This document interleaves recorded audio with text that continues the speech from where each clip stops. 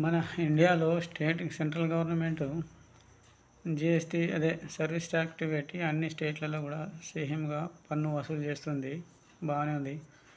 కానీ మరి ఇండియా మొత్తం కూడా ప్రతి స్టేట్లో కూడా అందరి వేతనాలు ఒకేలాగా ఉండాలని అనౌన్స్ చేస్తే ఏమవుతుంది అంటే, వేతనం అంటే సపోజ్ ఒక కార్మికుడు, ఒక జాబ్ మేస్త్రి కానీ, ఒక ప్లంబర్, కార్పెంటర్, మరి ఎలక్ట్రీషియన్ ఎవరో ఒకరు, ఒక సివిల్ వర్కర్ ముంబైలో ఒక వ్యక్తికి ఒక రోజుకి ఎంత ఇస్తున్నారో అదే రేటు మొత్తం ఇండియాలో అన్ని స్టేట్లలో కూడా అంతే ఉండాలి.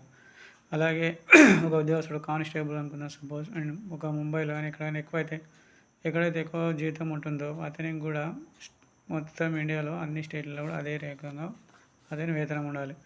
ఆ విషయంపై దృష్టి పెట్టి అందరికీ అనౌన్స్ చేస్తే పాన్ ఇండియా, మేక్ ఇండియా అని గొప్పలు చెప్తున్నారు. కానీ మరి ఇలాంటి విషయం ఒక కలెక్టర్ అయినా సరే జీతం ఒక స్టేట్లో ఏ రేటు ఉందో అన్ని స్టేట్లో అదే రేటు ఉంటే ఒక స్టేట్ నుంచి ఇతర స్టేట్లకి ఒక్కరు కూడా వలసలు వెళ్ళరు కదా.